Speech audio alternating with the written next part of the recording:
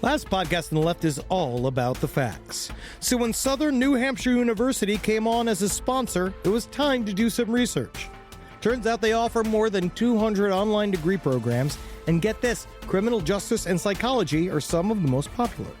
Classes have no set meeting times, and tuition rates are some of the lowest in the U.S. Want to learn even more about SNHU?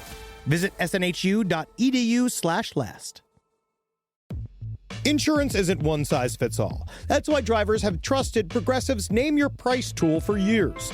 Just tell Progressive what you want to pay, and they'll show you coverage options that fit your budget.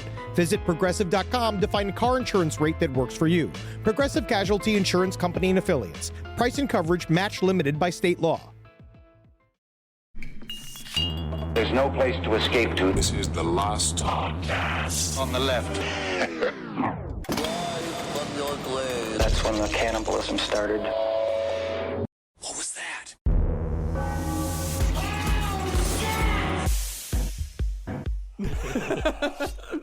Please hold my moccasins for me. They are full of dirt. It is making my toenails brown. Brown is my skin, you say?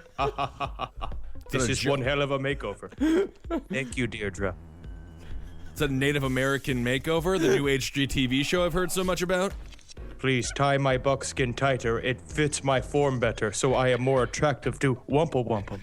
Oh, Wumpa She's Wumpum. the least heavy of the females of my tribe, and how I wish to wife with her. But sadly, there's been a basketball player from the Utah Jazz who has come through the reservation to get cartons of cigarettes, and Wumpa Wumpum is leaving with him. Oh, it's tough. You can't compete with a jazz player. They're very athletic. Tune in to Native American Makeup Tips, Thursdays on the Hallmark Network. Awesome. You get a beaver's back of his tail and rub it against your eyes, and his fecal matter is a dark brown, and it is good against the brown of your skin. Most of our makeup is brown. Well, that works. That's very convenient. I hope it's not all poo-poo. That's pretty gross. Poo-poo makeup isn't necessarily going to sell.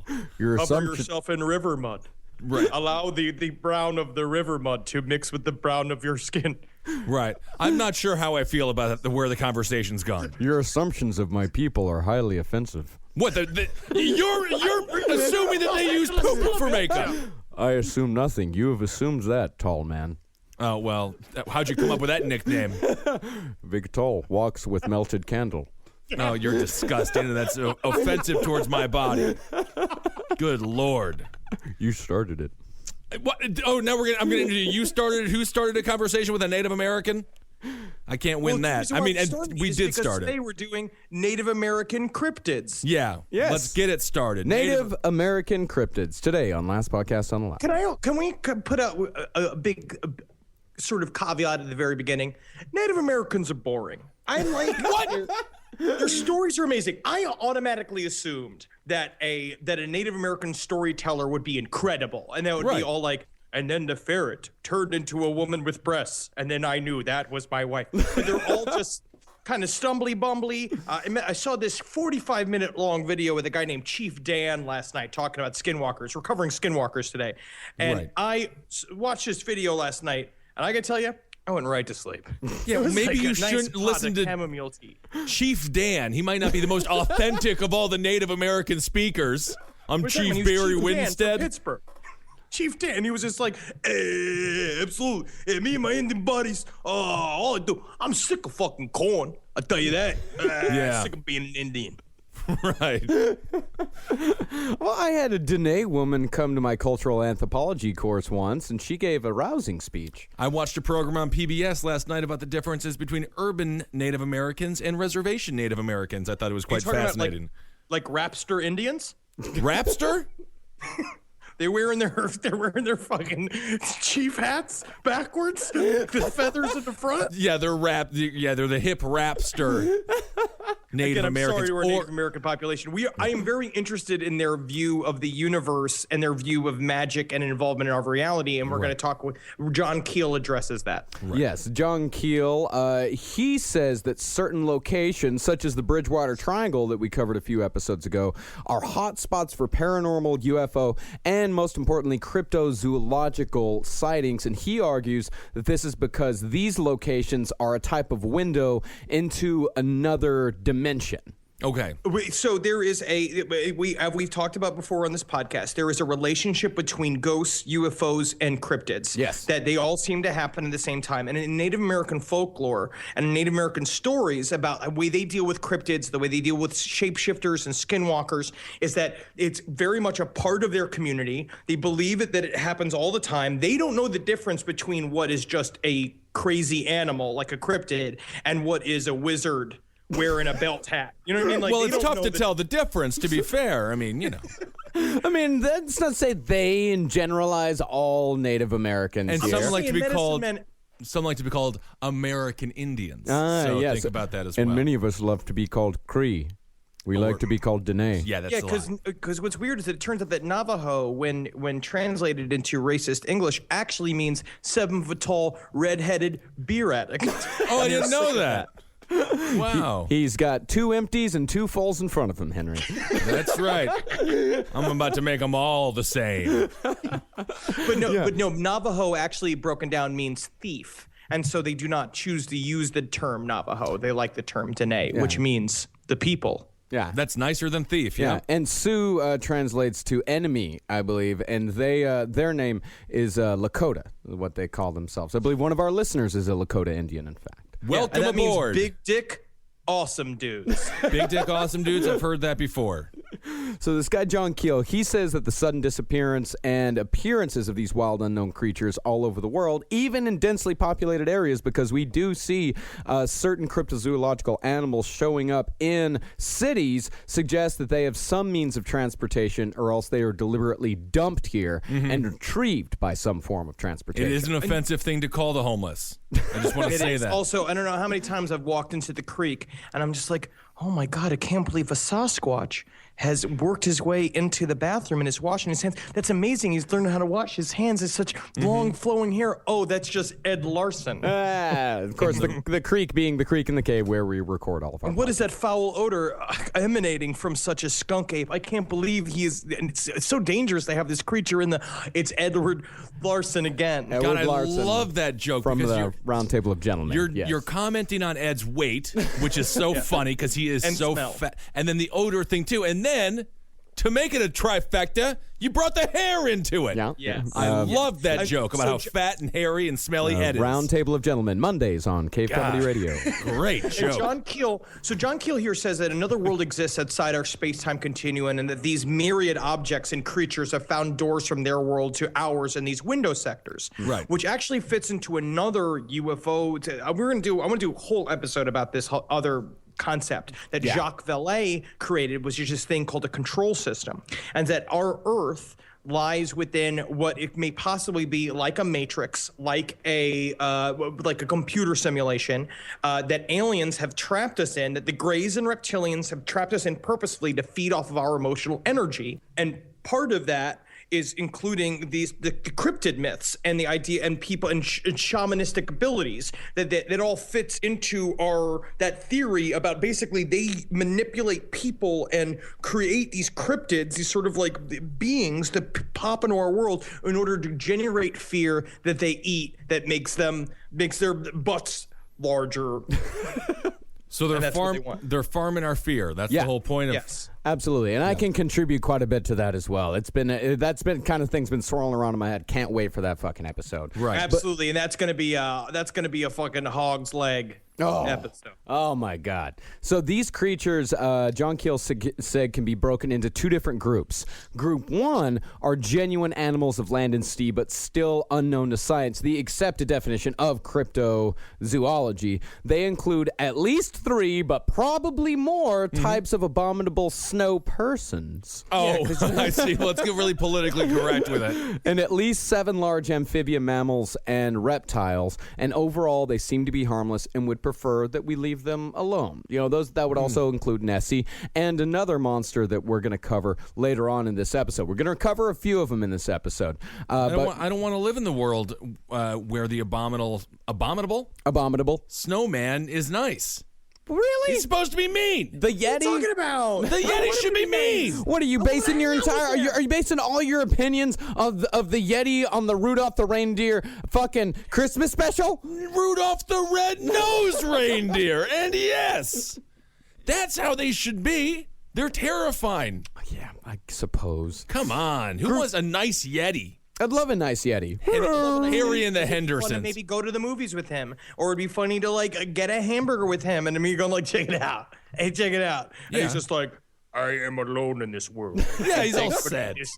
This young goblin man has chosen to be with me. It's like, he's my friend. He's my friend. And group 2, these are entities on this planet and around it that are far beyond all efforts to translate them into understandable cellular creatures. They are part of the energies that were scattered into space billions of years ago, and their intelligence is so vast and so ruthlessly inhuman that there is no way for us to comprehend it or communicate with it.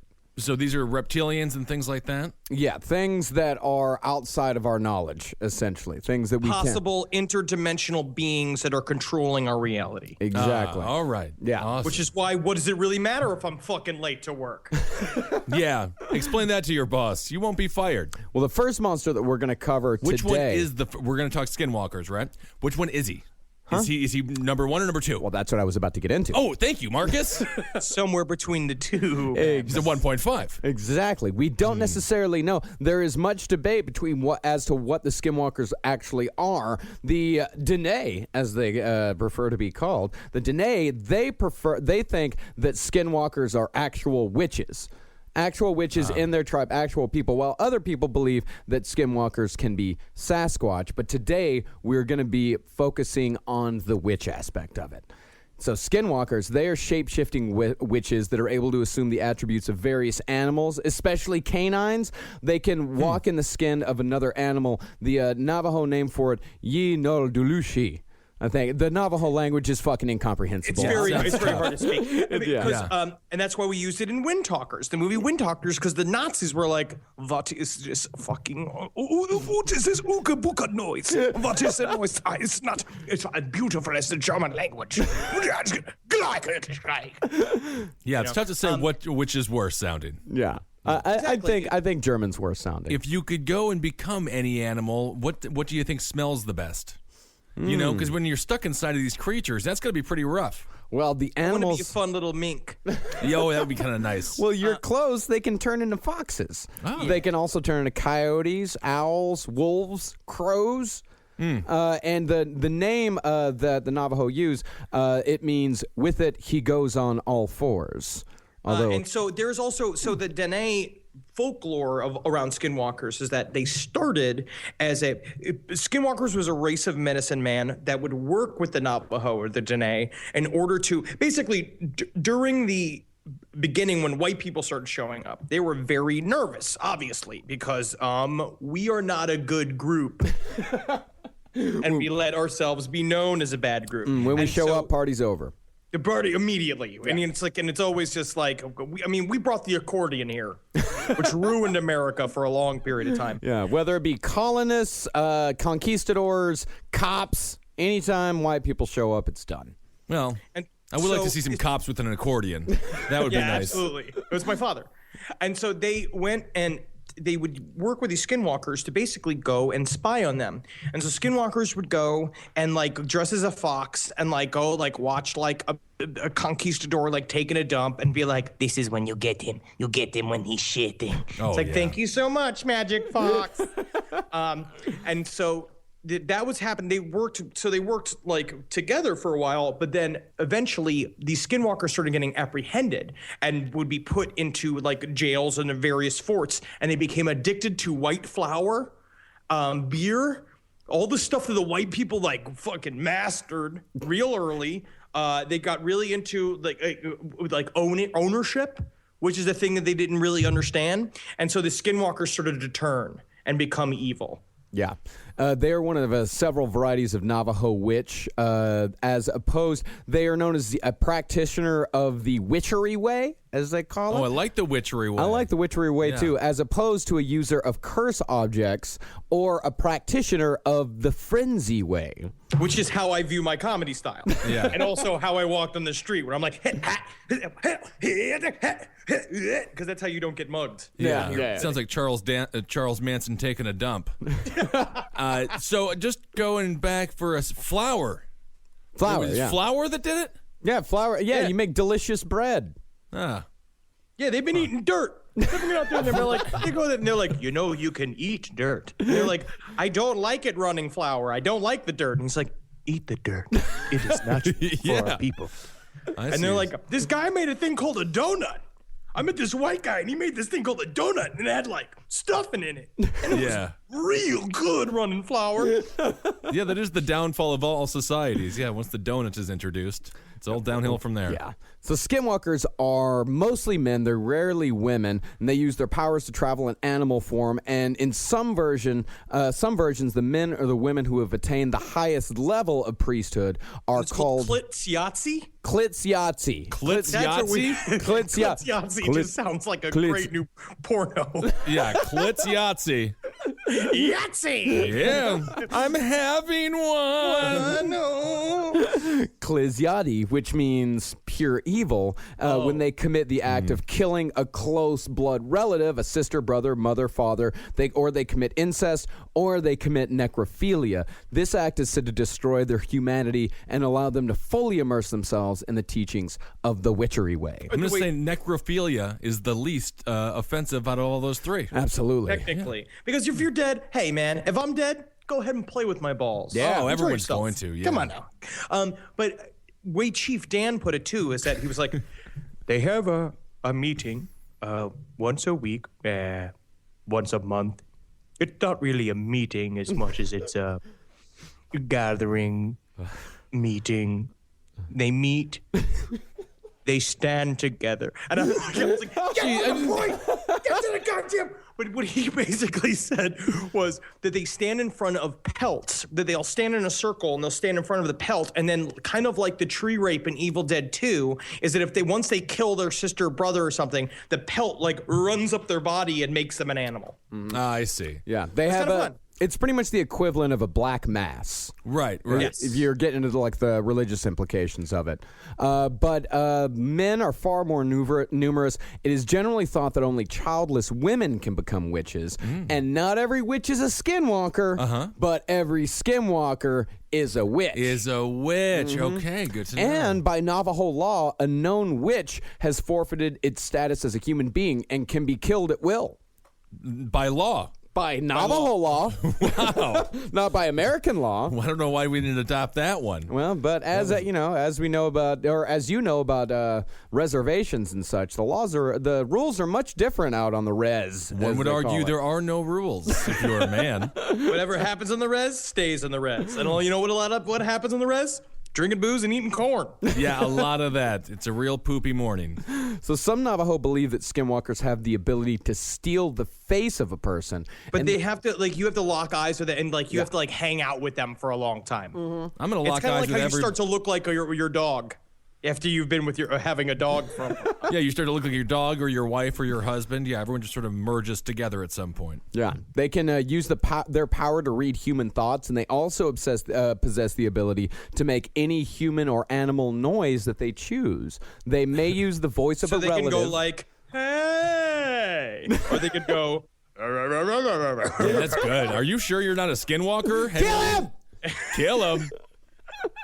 Yeah, they might go use... up to a skinwalker, and all of a sudden he comes up to, it's like a perfectly full Native American man. He comes up and he goes, here I make you friend. You reckon one time?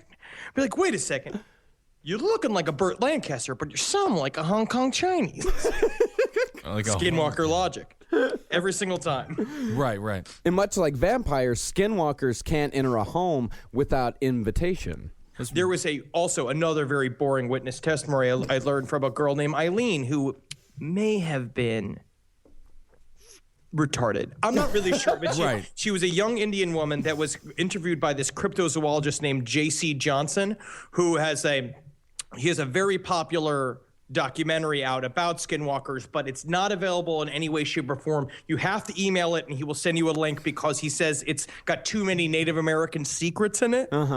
So sure, okay. But he did his series with this girl named Eileen and asked her because she said that she witnessed like a skinwalker attack, and again, 45-minute long video, and it was her literally just going like, I sit in a living room and I hear a knock. I knew then, skinwalker come. Look outdoor. Did not see man. Go back to kitchen. I hear. I look out the door. I see man. I don't let him in. I was like, that's the mailman. That is the mailman. Yeah, milkman here. Well, Then concerning she heard running up and down her ceiling. That basically he disappeared, and then he showed up at the top of the ceiling, and then he popped back in front of the door, and it was a wolf dude. And he was sitting there with glowing red eyes, but he wouldn't. He could only come in if he let her in. Yeah. And concerning his whole, I guess, belief that it exposes Native American secrets is that the Navajo are extremely tight-lipped about the whole skinwalker thing. Oh, They yeah. do not like to talk about They it. hate to talk about it. They think it belongs to them, but they also believe that if you talk about a skinwalker, if you identify a person as a skinwalker, most likely the skinwalker will fucking murder you on the spot. Right. Yeah. And that's not going to help you get a job. No. You know, just talking about skinwalkers all everywhere you go. That's not going to help you advance your standard of living there. Yeah, they do all kinds of creepy shit. They use a powder called corpse dust. That's cool. Yeah, What's it's that also about? known as corpse poison, corpse powder, to poison their victims. It's composed of ground infant bones, preferably twin infants, and bones from the fingertips and the back of the skull. So I if you're- believe that that is the drug known as, I mean, what it's called. It's zombie powder. Yeah, it starts with a Y. I know, like It's- Yakubi. Well, it slows down your heart rate and your whole respiratory system to the point where it seems like you're dead, right? Yeah, well, Yeah, that's and what they you- say. They say after the victim breathes the dust, the tongue starts to swell and blacken. They go into convulsions and they die. It can either be blown into their faces or down the chimney of their home. Apparently, none of the people who fell victim to that watched WWF wrestling in the 80s when Papa Shango attempted to use that same trick against Macho Man Randy Savage. They didn't realize they just have to hulk up a little bit. They just got to It's go called wild. scopolamine. Yeah. Just got to shake the ropes. And according to the Skinwalker legend, they're very seldom caught. And those who do track the Skinwalker and learn their true identity must pronounce the name of the Skinwalker in full. And once this happens, the Skinwalker will get sick and die for the wrongs that they've inflicted upon others, which this is a huge thing in folklore, monsters, all kinds of shit. It all comes down to the name. Well, this Chief Dan would be easy as hell. Dan. You look back even to just like the Torah and all this stuff. Names are really powerful. It's the way to gain agency over something. You'll see that in magic all the time. And then it just got to be kind of anticlimactic when you're like, Herbert Winkelstein. Yeah. Yes, Power that's is me. now mine. Well, And I'll never be a skinwalker again. very sad. How will Debbie ever? Debbie only loves me in bear form.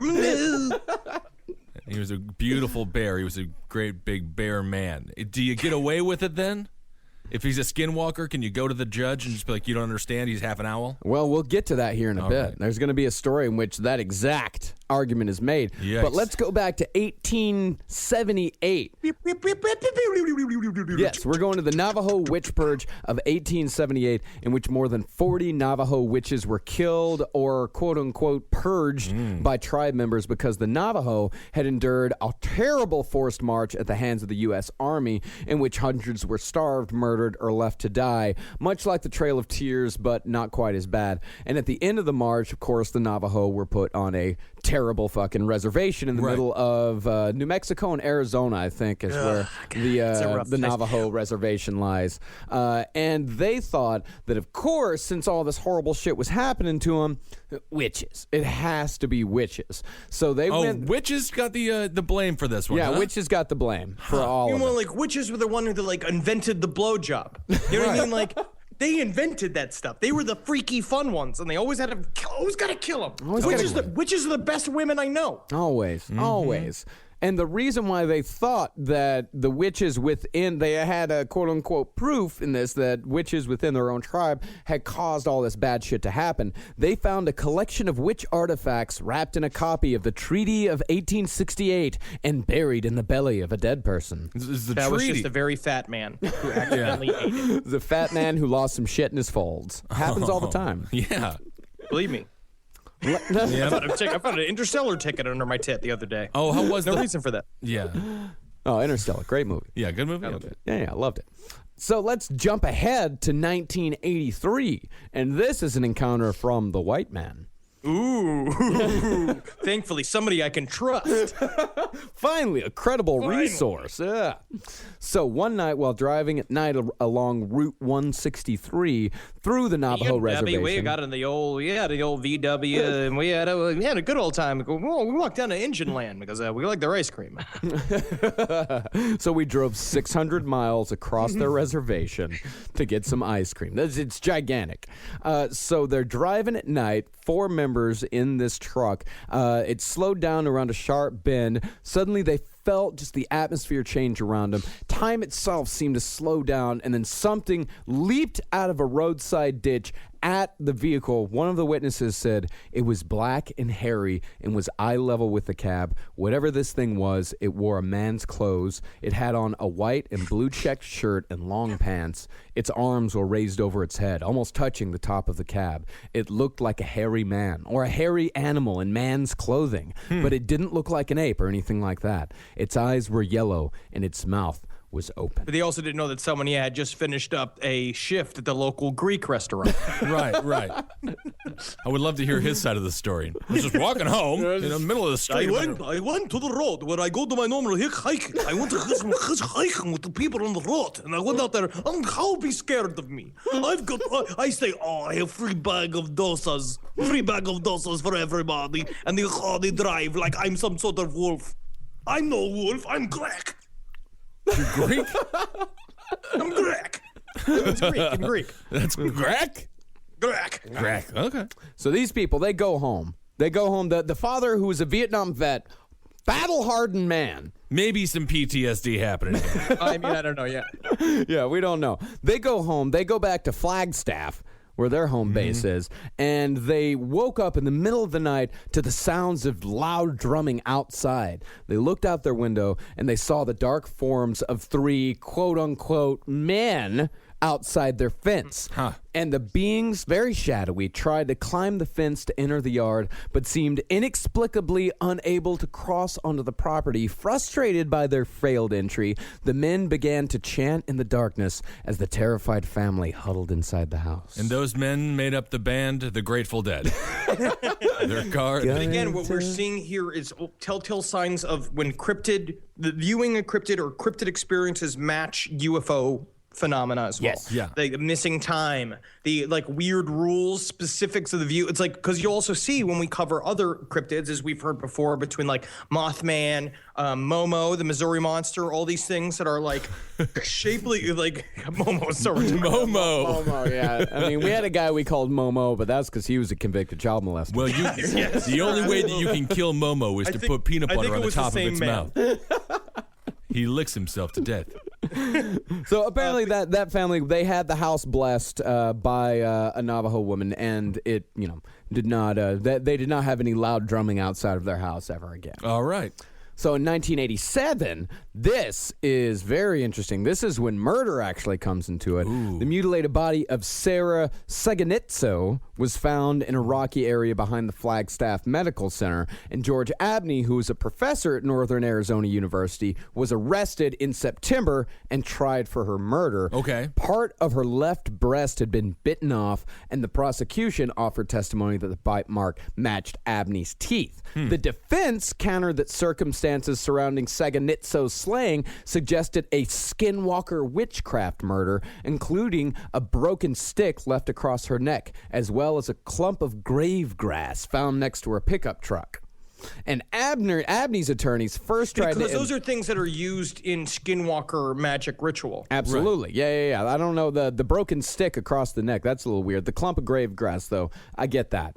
So, Abney's attorneys, they first tried to implicate this woman's former boyfriend on the basis that he was a member of the Native American church, but he was proved to have been at a sweat lodge in Tuba City the night of Tuba City, the Tuba City Sweat Lodge. Oh, God, run by a Harry Lloyd Bubbleson.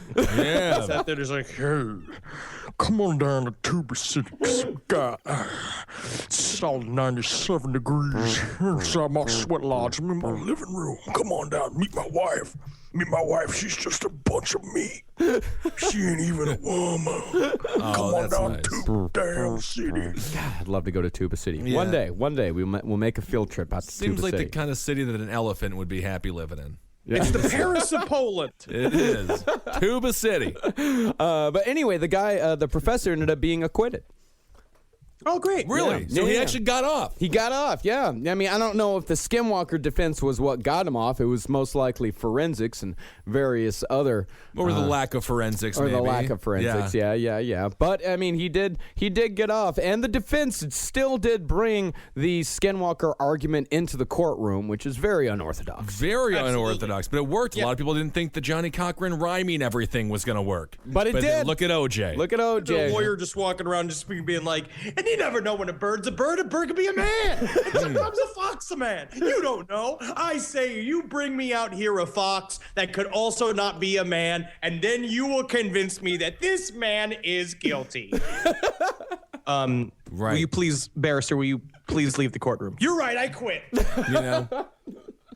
And our last story concerning the Skinwalkers, it concerns a woman who was delivering newspapers in the early morning hours. She claimed that during her rounds, she heard a scratching on the passenger door of her vehicle, and of course, her baby, which she can't leave her baby at home when she's fucking delivering newspapers. Right. Baby was in the car seat next to her. She said that the door flung open, and she saw a horrifying form of a creature that she described as half man, half beast, with glowing red eyes and a gnarly arm that was reaching out for her child. Yeah. And she fought it off. She fought it off, managed to pull the door closed, and then pounded on the gas pedal and sped off. But to her horror, the creature ran along with the car and continued to try to open the door. And this is something that you see a lot with Skinwalker testimony. They always love run after the cars. They're always chasing cars. They're always running after cars. There was another testimony. Sort of like a dog? Like a dog. Like well, they a usually dog. turn into canines. So, Okay, yeah, they makes are. sense. I mean, I guess that's just ingrained in the brain.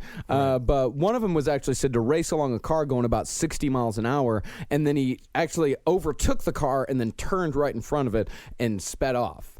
But this woman, great. yeah, the Skinwalker tried to open the door. She said it stayed with her until she came to an all-night convenience store, ran inside, screaming and hysterical, and the store employee dashed outside. Didn't see nothing. Well, that's just part of their marketing campaign to get people at their goddamn gas station.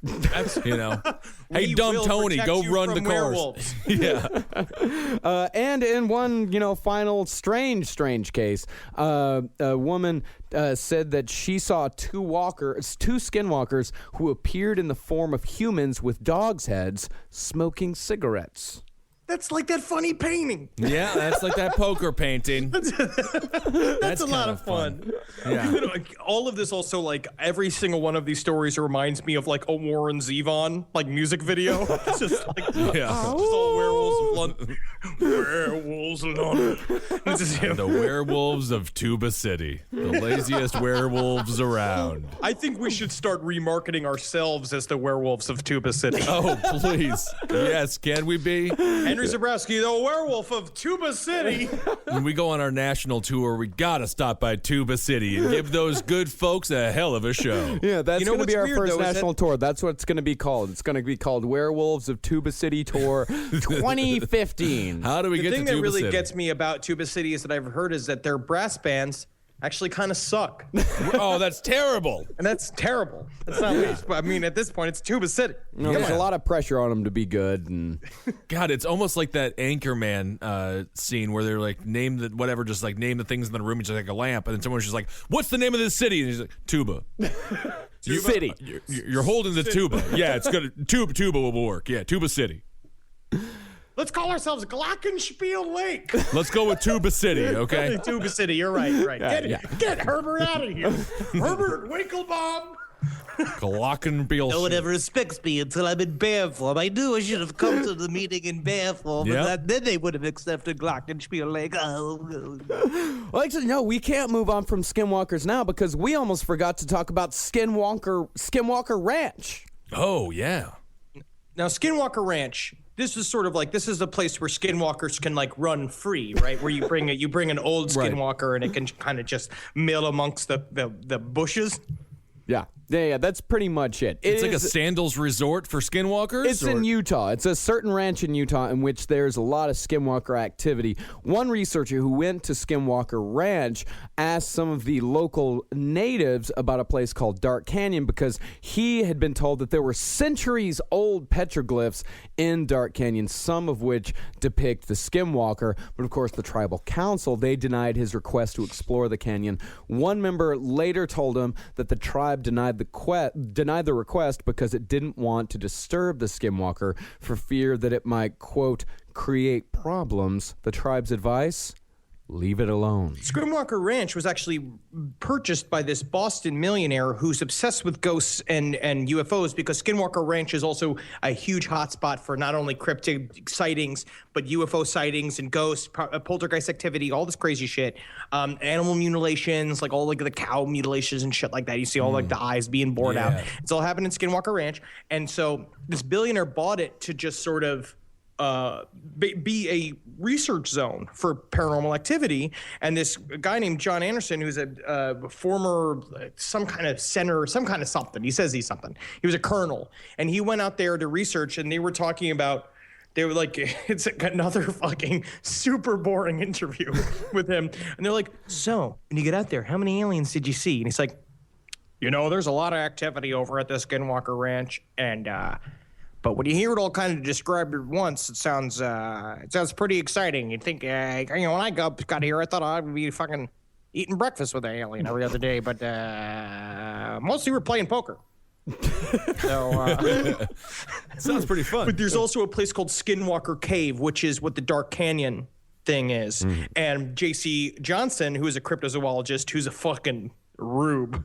Who's just the weirdest dude on the face of the planet. He was like, I went out to Skinwalker Cave because I had heard several indications and there were cryptids involved inside the cave. And I went and I noticed several very unusual mud formations. What only could have been done by a massive hand. He coined the term sheep squatch. Which is a sheep creature. I've heard of sheep squatch. Yeah. Wow, I love sheep squatch. Yeah. What were the mud forms? What were they of? Just there were clumps, piles of mud, piles of mud. Piles of and mud. he's just like, only could have been formed by a thing with hands. No human would stack mud like this. Right. All right, I'll buy that. I'll believe it. This podcast is brought to you by Squarespace. Squarespace is an all-in-one website platform that helps you stand out online. Yes, that's right. You don't have to smash your face with a hammer. You can just start a business. It's got everything you need on Squarespace, from securing your domain to building a professional site and showcasing your work all in one place. Let's say you want to show everybody how you can carve your ribs out of your lower abdomen so that you look more like a Ken doll. That's amazing. You can bring your vision to life with AI-powered design or curated templates, plus flexible editing tools that helps you create something that truly reflects your style, especially if you are somebody that is trying to corrupt the young men of America. That's what Squarespace is really going to help you. Squarespace makes it easy. It makes it easy for you to put all that together, and you just go to Squarespace and do it all.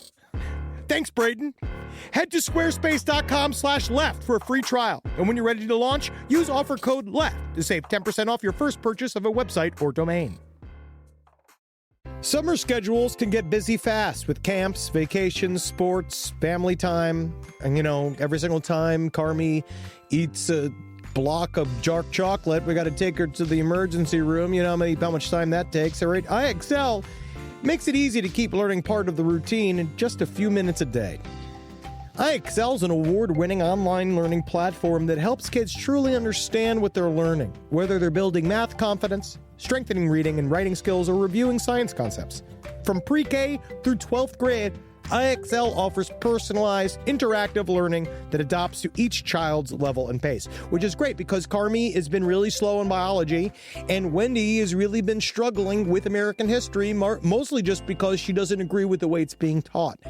So it's really important. You making an impact on your child's learning. Wendy, as soon as she gets her chicken, she is ready for all of her lessons. And Carmi just really has to eat 5 or 6 bites of liver, beef liver, chicken liver, and then she can really get down to, I'm hoping this is the year she reads To Kill a Mockingbird. So really, IXL, thank you. Make an impact on your child's learning. Get IXL now. And Last Podcast on the Left listeners can get an exclusive 20% off at IXL membership when they sign up today at IXL.com/left. Visit IXL.com/left to get the most effective learning program out there at the best price. Hey there, everybody.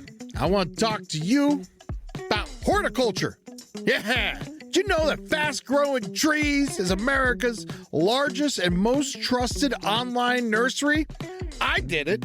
I got trees from them. I got bushes to cover up that stinky wall that my neighbor has in my house. It looks good. It's really going nice. But last year, I got an avocado tree, and woo, doggy, she grow fast.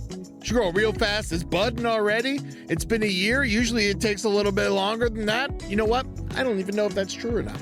But it is budding and it is growing. And you know what I did was I rent.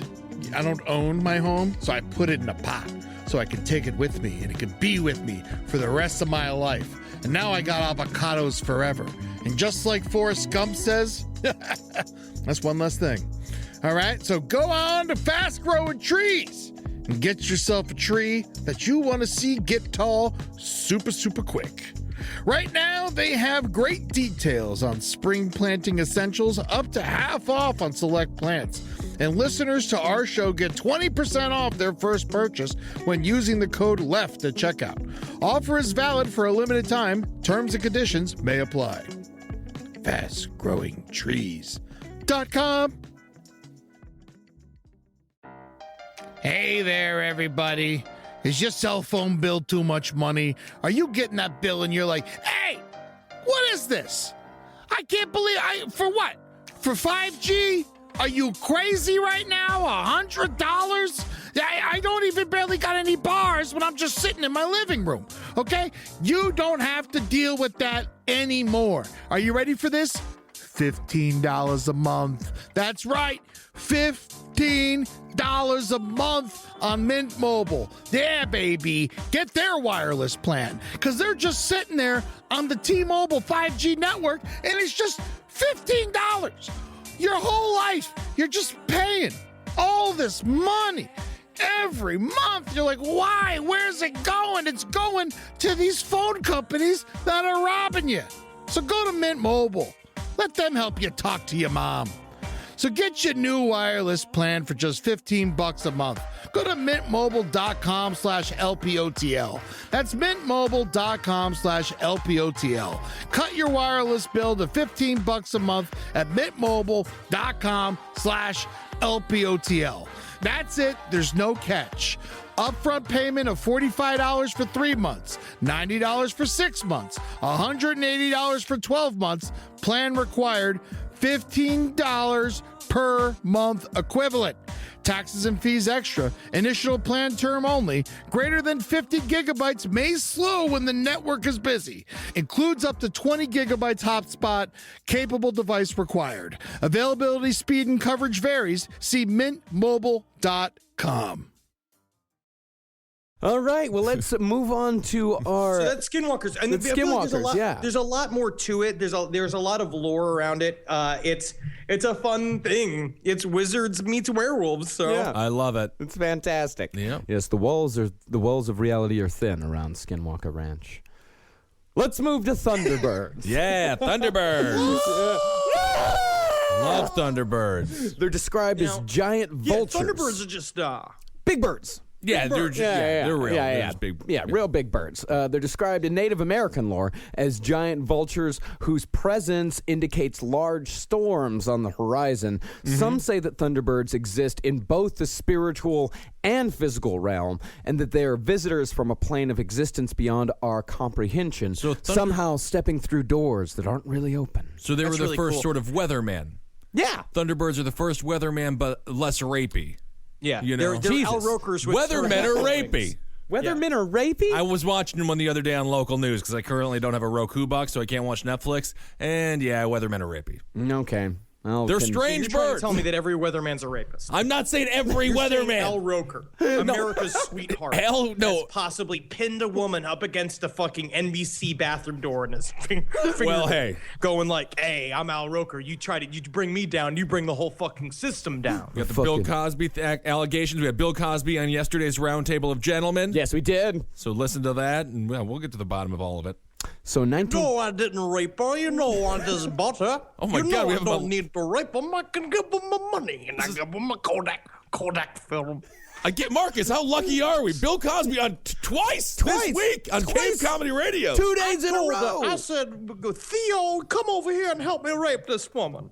And he was like, no, Dad. I mean, Mr. Cosby, you ain't my real dad. Not good. So in 1976, Armando Grimaldo of Raymondville, Texas, reported an encounter. He was smoking a cigarette on his mother-in-law's porch. His estranged wife, Christina, was sleeping inside. I can't believe it. Armando Grimaldo has an estranged wife. He's smoking a cigarette on his mother-in-law's porch. I want to see the fight that led to him. I'm going outside to smoke a cigarette. If I come back in and you're still sitting at this goddamn table, everyone's going to be bloody.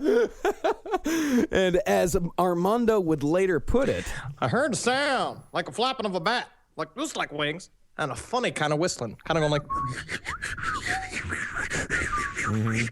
The dogs in the neighborhood started barking. I looked around, but I couldn't see anything. I don't know why I never looked up. I guess I should have. But as I was turning to go look over the other side of the house, I felt something grab me.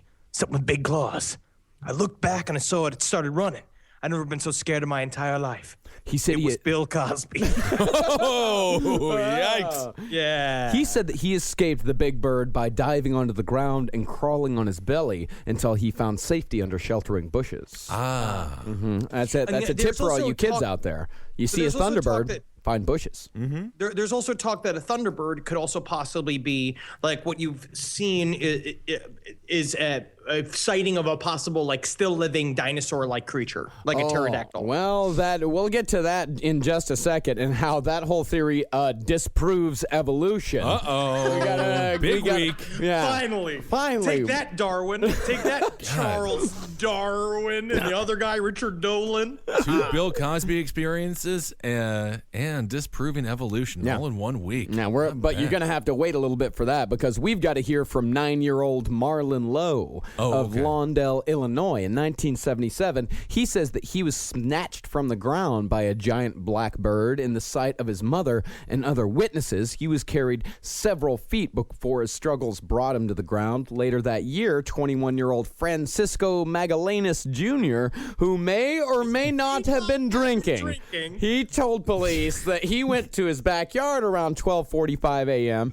to investigate a noise and noticed an unknown creature in a stooped position. And according to Francisco, who may or may not have been drinking, the black bat-winged animal then rose to a height of 6 feet and pounced on him, scratching him badly in the ensuing struggle. He broke free and ran back to his house. He described the creature as having the face of a pig with bright red eyes and pointy ears, long arms, stubby legs, and an 8-foot wingspan. He claimed that the monster made a hissing sound like a snake, and when it was touching him, his skin would become hot. pig bat. One theory is that these creatures, as you mentioned earlier, one of these creatures are some kind of pterosaur.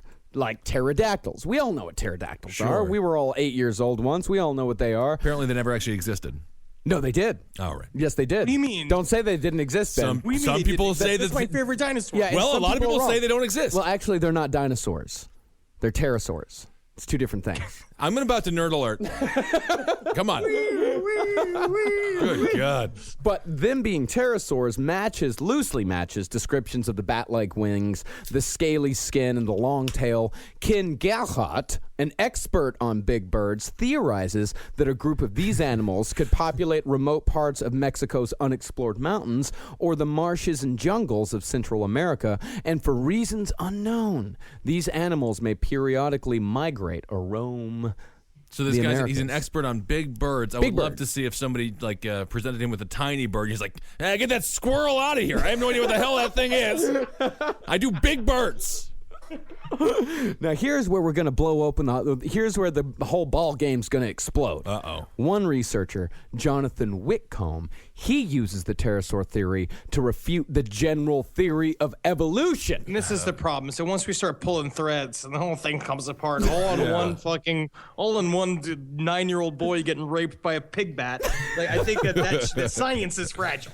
Yeah. He says, quote, one reason people believe in the general theory of evolution is because of continual one-sided declarations that dinosaurs and pterosaurs are examples of primitive life that is forever gone. And the existence of living pterosaurs is more harmonious to a belief in a creative God than it is an accidental evolution of microbes into the life that is now on the planet. Go fuck yourself. There we go. And it Also, makes a I good would point, love to though. see. He's also the only man in the world who watches Sesame Street and is like filled with rage. Just going like, you see what I'm saying? You've got grouches and you've got big birds. And if you tell me for 1 second that there is not a God in the sky who is making these, look at this. These are creatures that they've just filmed and they'll be on television next to children. Yep. He set out to Thinks prove he's his theory watching a true. fucking documentary. We're letting these fucking monsters teach our children the alphabet, and it's not even the right alphabet. It's not right. It's not the right alphabet. I don't know if I know it's the right. right alphabet. I think when we start looking at the letters, if we start looking at the research and we look at the letters and we know that there are several letters in between D and E that the government hasn't been hiding from us. Well, there is a theory that the 26 letters of the alphabet Don't are do this. Don't do this, Marcus. Not now. So we'll save that for a later episode. So his evidence, he went out to Papua New Guinea, which is a site of many big bird sightings, to look for evidence, and he got a testimony from a school teacher named Eunice, who described, Eunice. You got a school marm named Eunice? I love her. You yeah. gotta trust her. Oh, she's sweet. I can already see her shape in my mind. She described an attempted grave robbery by one of the creatures, known by the natives in Papua New Guinea as the Ropin. One night in April of 1993 near the northwest coast of Umbwa Island, after a large funeral procession arrived at the burial location, a creature with a glowing red tail came from the sea, and about 200 mourners were awake when the creature flew overhead. The villagers banged pots and yelled, whereupon the intruder flew into a nearby swamp and the light disappeared. Oh, cool. This all sounds like, what was the name of Sonic's sidekick? Tails? Tails. Or Knuckles? Knuckles. I don't know. Knuckles and Tails, those were his two sidekicks? Which one was the gay one? Knuckles. Tails. Tails was a girl. No, Tails was a boy. Was he? So two men also saw the Ropin clinging to the side of a tree, and it almost looked like a boy climbing up a coconut tree. And according to Whitcomb, who has never actually seen a Ropin himself, the creature has a wingspan of 15 meters with an inflexible tail, some 7 or 8 meters long. The creature is featherless, has a large head crest, and is bioluminescent, glowing eerily as it sails through the night sky. Now let's bring some actual science into this. Sure. According to Whitcomb, the conclusion is unmistakable.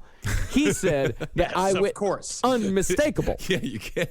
Yeah, no He way. said that eyewitness evidence indicates a giant rhamphorechinoid, A Ramphorhynchoid? Ramphorhynchoid. We'll call it a Ramphorhynchoid. It's a big bird. It's a real big bird. Goddamn It's a real fake big bird. He says that pterosaur has an established presence in the Southwest Pacific. Those pterosaurs were among the first pterosaurs to have appeared. They had an 11-foot wingspan, and they were a part of the Triassic period, which was admittedly about 210 million years ago. Cool. So, I mean, I want this guy to be right. yeah, these pterosaurs have apparently been hiding out in Papua New Guinea for the last 210 million years, apparently sidestepping all other evolution. Like Whitey Bulger? Yeah, like Whitey Bulger. Like a mafia man. There's like, oh, we better go to Papua New Guinea, hide out for a couple million years, let the heat die down. I just want to say is that if there are any of these pterosaurs left, we should probably get them and start killing them and grinding their bones, because you know that bone powder, it's going to make you real hard. You're like goat weed. Only the crest. Yes. You got to grind down the crest. It's all about the horn. That Yeah. would be a reason that men would kill an animal, like an entire species. Be like, gets my dick We already big. have. Yeah, we already many had. species. It's the rhinoceros, the white rhinoceros. They're gone because of boners. Because of boners, yeah, or because lack of, really. If you can't get a boner, you don't deserve to get one, and you shouldn't scientifically use any pills to achieve erection. That's what I believe. So you're saying that it's God's will that you don't have a boner? If you can't get a boner, you don't deserve one. Oh, okay. Sure. That's what I'm saying. The next up is the Ogopogo. Now, the Ogopogo is a fun little creature that is a more dangerous version of the Loch Ness Monster. Yes, a much more Which dangerous is really version. strange because it's Canadian. Yeah. So I thought it would be nicer Right. than the other creatures, but it's not. God, no. In fact, it has its own little theme song. It gets its name from the Ogopogo, the Funny Foxtrot by Cumberland Clark and Mark Strong. Ooh, can Yeah, we it's a hear some of that? 1924 English music hall song that was written specifically to beat your family to. All right, so you want to play a little bit of the song? Yeah, let's play a little bit of this song. This is by the Paul Whiteman Orchestra. White man. An all-black orchestra. Yeah. And let's hear a little bit of the Ogopogo. One fine day in Hindustan, I met a funny little man with It's actually good. Yeah, it's great. an old silk hat and hairy paws. When I said to that quaint old chap, why do you carry that big thing of perhaps a butterfly net and rusty gum? shimmy He dance, replied, "Here, my son, I'm looking for the He's looking for the Ogopogo. It's really fun. It's a really fun man. song. I'm just gonna watch It's like nothing- a song. It's like a song that should always be playing in the background of a haunted hotel. Haunted Hotel, or just if you're watching random war footage on your computer at home alone, just play that. I don't even know why you begin. So why did the Ogopogo? It was a cryptid lake monster. Why was it called that? Do we know why? It was because the pogo stick was a popular craze around the time. Oh, okay. Yeah, I it was was the wondering about pogo that. stick came out around like 1921, and the song "The Ogopogo" was actually not about the lake monster at all. It was, if you listen to the lyrics, it says it was a little man from Hindustan. It's kind of about more of a puckwudgie. Oh, Yeah. Puckwudgie. Yeah, Love but it's more of a puckwudgies. puckwudgie from out in India. But it was very popular at the time, and someone was like, "Oh, fuck it, Ogopogo. That sounds good." When I saw that, That's a big new monster. craze, and it's always going to be the craze. Pogo is going to be able to take over the car soon. It's like the car took over the horse. Pogo's the only way to travel, and that's the way everyone's going to do. In the whole future, everything's going to be Pogo lanes on the highway. I love that. That would be a great. I tried to pogo stick a couple of times. I couldn't do it. I You know bet. what I couldn't do? Go forward. I could go back. I would always go backwards on it. Yeah, you always go back. Yeah, because you're just pulling on it. You got to practice more. Yeah. I'm pretty good with a pogo stick myself. Well, it's a pretty good skill to have. I guess it is. It must be. Yeah, it's working out great for everybody. So Ogopogo was allegedly seen by the First Nations people since the 19th century, at least as far as we know. They believe that the small barren island known as Rattlesnake Island is the home of the Okanagan Lake Monster. They called the Okanagan Lake Monster Nahakatit. And there are pictographs that some feel depict the monster near the headwaters of Powers Creek. And Cool. other references, other Native American references, include the Chinook Wicked One and the Great Beast on the Lake. And he's also sometimes called the Snake in the Lake. Snake in the lake. Snake in the lake. Yeah, it's just a what creep. happens when I swim with no boxes on. Yeah. Snake in the lake. Snake in the lake. Seems like a real creepy uncle game. Let's go play Snake you in the Lake. Hey, you wanna? Hey, little Benny, when you come over to my house and play Snake in the Lake. Yeah. How do I Another play? game I like to play is called Dragon in the Bush. Oh, I love dragons. So the Native Americans, the First Nations people, they claimed that the rocky beaches were sometimes covered with the parts of the animals that the monster had ravaged. And while crossing the lake during bad weather, the Indians always carried a small animal that they would toss overboard in the middle of the lake to appease the monster. So British cryptozoologist Carl Schuker, he categorized the Ogopogo as a mini hump variety of lake monster and suggested it may be a kind of primitive serpentine whale such as the Basilosaurus. It's much like the Loch Ness Monster, how they say that he's a kind of plesiosaur. This is more of a serpent-like creature. He's usually described as being 1 to 2 feet in diameter, length of about 15 to 20 feet. The head has been described variously as horse or goat-like. And This was the thing that raped Holden's mother and made him. Oh, yeah, I think that is right. I've heard that story before. yeah, and of course the Europeans, when they went into the area, they kind of picked up the Native American tradition of offering an animal to appease the Ogopogo when they went across the lake. In Charlotte, I'm sorry, Charlotte, but you're going to have to offer your Shih Tzu to the animal. Oh, don't feed the dog. Right, not lollipop. Oh, don't give it to the creature. So 1914, a bunch of Indians, Nicola Valley and West Bank Indians, they discovered the decomposing body of an unidentified creature from Rattlesnake Island. They said it was 5 to 6 feet long. Danny DeVito. It was 400 pounds. Danny DeVito. He weighs like $150 at All most. right. And they said it was blue-gray, had a tail and flippers, and an amateur naturalist in the area felt that it was a gigantic manatee. About how big are manatees, Henry? You lived in Florida. About, That's what they 8 to 9 ones long. It's a manatee. Manatee's Henry, size. how big are you? How big are you? Oh, I'm the size. I'm probably the exact size of a manatee, Yes. Yeah? Really? but less dense. Yeah. They are they're dense. Gotta stay very warm, dense yeah. creatures. Cute, smelly though. Yeah. And Yeah.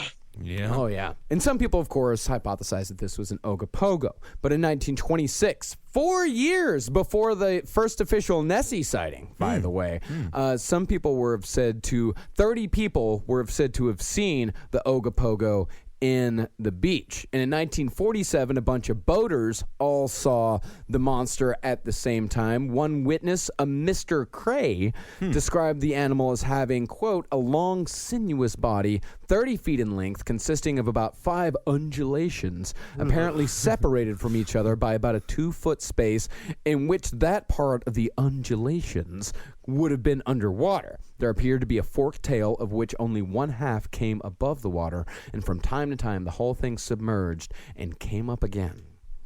I believe that there's something to a lot of this. It's strange. Things break through and create an impression on our reality, and maybe that's one of them. Maybe it's just what happens is that you see a thing and that's how your brain interprets it. Like some people would see an alien, some people would see something else, and this is just kind of a weird reality anomaly.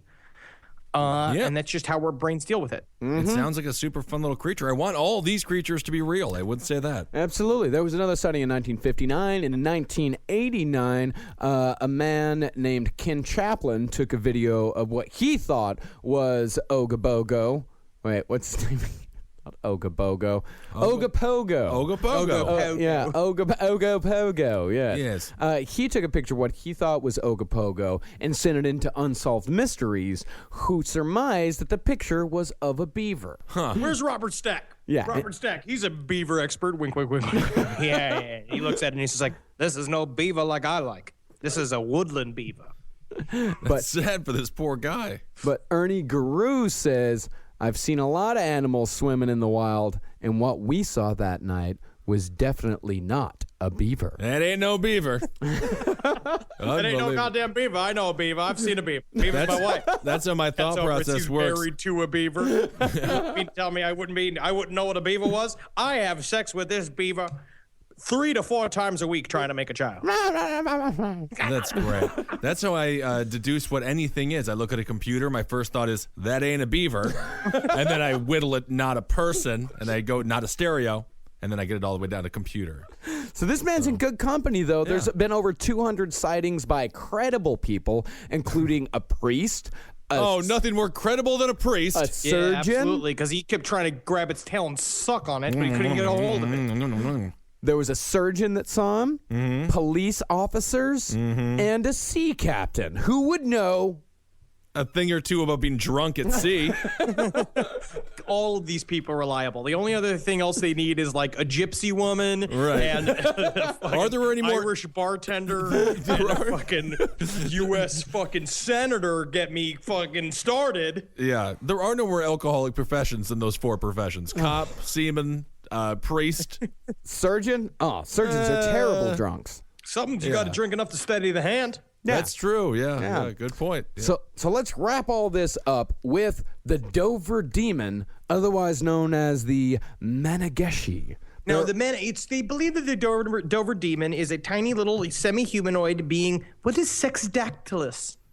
Sexdactylus? Oh, with no sex. It is like it's weirdly in between. Yeah. It is he is a semi-humanoid. It's this very thin, lanky arms and orange in color. And the Mannegishi, they are considered to be a trickster people in Cree folklore.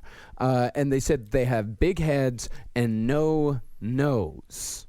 A big-headed, no-nose creature? Yeah. Terrifying. Yeah, so the Mannegishi, the little people as they're called, they're said to live between rocks and the rapids, and one of their biggest delights is to crawl out of the rocks and capsize the canoes of people canoeing through the rapids, spinning them to their death. Got you. Oh, got you. Get their sandwiches. There was a Disney movie about this, right? Little guys, the Disney movie with the fella there, and everyone, they're all running around. The fella. Despicable Me. No, it's an older one. From this from like the 70s or the 60s. I think Hans Christian Andersen is a part of it. Are you There's the thinking other of Lilliputians. the Lilliputians? Well, maybe the Gulliver's Travels? There we go. There Sure, we go. whatever. Tiny. Yeah. Whatever. And it's said that they have 6 fingers on each hand. Thank God. Yeah, and others say that they have no mouth. And they're mostly aquatic-based cryptids, and they spend most of their time in dams and the rivers, much like beavers. How do they eat?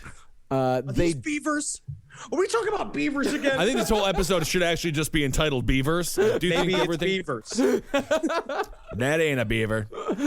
And they have a very peculiar method of breathing. They absorb oxygen through the water in its skin. Huh. Yeah. So water comes onto the skin, they absorb the oxygen. And also, I mean, there's also many theories that where aliens could hide more often and stealthily is in the water. And what do these things sound like when you describe them? They sound like little grays. Sounds like the same fucking thing. Yeah. Again. Yeah. And again, I'm starting to get mad how many similarities there are. Yeah, not only that, but they also are said to communicate via telepathy, which is another similarity to the Greys. Yeah. But another description of them said that they're very hairy beings with a narrow face with, quote, the whine of a dragonfly. And Again, it's just Greeks. Yeah. Yeah. Yep, they said that they'll help you if you give them gifts, such as tobacco. They just smoke constantly under the sea? Give them a pack Maybe of smokes. Armenians. They might- Yeah, it seems more Armenian. There's no doubt about that. So where the Dover Demon comes into it, the Dover Demon was sighted on 3 occasions. And it's got to be pronounced correctly. It's the Dover Demon. The Dover I said it's Dover. I don't know. Every Dover time, Demon in Massachusetts. if I ever have That's my Boston accent. if I ever have a turtle head or anything like that, you know, the when the poop goes out a little bit, then goes back in, that's the Dover Demon. I'm calling that a Dover Demon from now on. So on April 21st and April 22nd, 1977, the Dover Demon was spotted 3 times. They originally brought in cryptozoologist Lauren Coleman as the initial investigator, and that was the Dover Demon was the name that was disseminated by the press. The name stuck, and Coleman couldn't handle it himself, naturally. So he brought in 3 other investigators, Joseph Nyman, Ed Fogg, and Walter Webb. Now, these people were credible. Webb himself, he was the assistant director of the Hayden Planetarium at Boston Science Museum. Oh, cool. Very good, yeah. Yeah. So the first sighting was the Bartlett sighting. 3 17-year-old boys were driving through Massachusetts when the car's headlights caught the tiny little man running across the road. Now, and because they're from Boston, they stopped to go beat it to death, right? Of course, naturally. Yep. At first, they thought it was a dog or a cat, but upon closer inspection, they realized that it was a bizarre, unearthly-looking creature crawling along a stone wall. And of course, Go Red Sox. I got to go. Oh, you're cool. So they continued to watch the creature, and they reported it to have a disproportionately large watermelon-shaped head and illuminated orange eyes like glass marbles. Hairless, rough, flesh-toned skin, tan and sandpaper-like. The creature's appearance was plain, no nose or ears, and no mouth. Just big, orange, marble eyes. Down syndrome. Can you please bring me to the mall so that I can get a makeover? Like, sure thing, Dover Demon. And he just went to the mall and like drew lips and eyes on it. I got gave you. it eyeshadow, and it's like, Am I beautiful now? I hate to say this, Dover Demon, but you are still pretty frightening. Cute, though. Much better looking. Yep. Other witnesses say that the creature had green eyes and seemingly smooth, chalky, gray-toned skin, about 3 feet tall, and made a blood-curdling noise similar to a hawk's screech combined with a snake's hiss. But you also, people talk about that too with Skinwalker logic as well, is that a lot of times someone will see, what they'll say is that when a Skinwalker's in form, there's like a mental confusion where some people will see a coyote and some people will see like a mixture of something else, and some will see a person, where it's like maybe whatever it's poking through is going to appear to you as ever you want it to, and you're going to fucking color it in your brain. Yeah. And some whatever people, color you want it. And some people also say that that is something that also happens with alien abductions. That, some people see aliens, some people see angels, some people see demons. I want to see like hamburgers. You will. Of course you do. Yeah. That's the problem, though, is that you're going to eat them and then they're inside of you. Yeah, you will. When the 5-dimensional beings finally do make contact with you, you will see hamburgers. I'm going to be the one that gets made contact with. That's for sure. Out of the 3 of us, the 5-dimensional beings are going to contact you? Yeah, you don't have to go so far down to the earth with the light. So I'm saving energy here, people. Yeah. So the creature was sighted about an hour later by these 2 kids, 15-year-old John Baxter and 13-year-old Pete Mitchell, as they were walking home. They said that it ended up running into a gully, standing next to a tree, and then darting out into the wilderness. And the third sighting was the next day. Abby Brabham, 15, and Sorry, hold on. I'm Blabham? hoping Brabham was at least a beautiful girl. Hopefully she was beautiful. Abby Brabham. Brabham? Brabham. Yeah. And Will Traintor. Yeah. Yeah. What is They wrong call me with- Train Talk. Yeah, you could pull that one off. They claim to have seen a similar looking creature on the side of the road, and Brabham's description matched Bartlett's and Baxter's description, except this time the cryptid had illuminated green eyes instead of orange ones. She approximated the height to, quote, about the size of a goat. And investigators attempted to shake her up by noting that she said that it had green eyes reflected by car headlights, while Bartlett mentioned that orange eyes were reflected back to him by his automobile's light. But Brabham was steadfast in her description, and all of the kids drew sketches of the monstrous sight shortly after, and on the piece of paper that included Bartlett's sketch, he wrote, I, Bill Bartlett, swear on a stack of Bibles that I saw this creature. Or Maybe it just turned out to be a young Ross Perot. Yeah, it could be. Meanwhile, everyone's just getting put in cement shoes and being drowned in the river there by the mob. But the cops are investigating the eye color of the fucking whatever monster we're talking about right now. And that's what we got for this week. And so Great. Native Americans, they see a lot of shit. They do. They got great chanting music. Wonderful. I love bison. I've had that. I've had a bison burger before, really good. I could see why they hunted the shit out of those fuckers. Well, they were very good about the conservation of the bison. Yeah, it was us who came in and hunted them to extinction. Near extinction. Whoever got me the burgers is who I'm happy with. I refuse to eat bison. Why? I think it's just something, I don't know why. I feel guilty about it. I feel like I'm... It's delicious. I don't bet like it to eat is. pig. Yeah, there you I go. need a pig bat, though. Oh, my God, pig bat burger. Pig bat? Yeah. I would just want it because it would be fun to go catch one too, because then you get your exercise in, and then you carve up its fucking belly, and you get all that beak and all that fucking bat bacon from it. Yeah, but you eat weird. Henry, we should do an entire last podcast just on Henry's diet. Yeah. I literally had a bone marrow pie last night. I How knew does you were that going to even say bone marrow. work? I knew it How was do going to you be get bone marrow. How much It's bone marrow fills the pie? It is literally just how many fucking bones they cricked and cracked to get all the fucking... In our bones is sweet, delicious butter. You just crack our bones and you suck on the bones. Ugh, God, the way you're talking right now is really quite disturbing. I feel like we are Bill Cosby's victim, and we just had the sip of coffee that's been drugged. You know what my favorite flavor of pudding pop is? It's chocolate. You want to come over here? I got a chocolate flavored pudding pop. It's inside my pants. Oh, it's his penis. Yes, it's very... Yeah. And he screams Theo every time he comes. Theo. And why wouldn't you? I do too. All right, yeah. This episode It's really terrible what he did to those women. Yes, it's very terrible what he did to those women. It's quite awful. And I'd also like to say that I do, all kidding aside, I have the utmost respect for the Native American people. Oh yeah, they're great. Yeah. No. I really did after everything, I wasn't. No, the Native American people they have a rich culture, and yes, and I'm sure in their own language they're fantastic storytellers. They're great. In whatever language their tribe Henry was tends to speak. referencing Chief Dan. He wasn't a Native American. Dan and his buddy Chief Barney, and they're just hanging out, just drinking fucking steel reserves. Yeah, all they Chief do. Dan runs too late to work for the 7-Eleven. Yeah, I mean, it's like pathetic. The reservations do need help.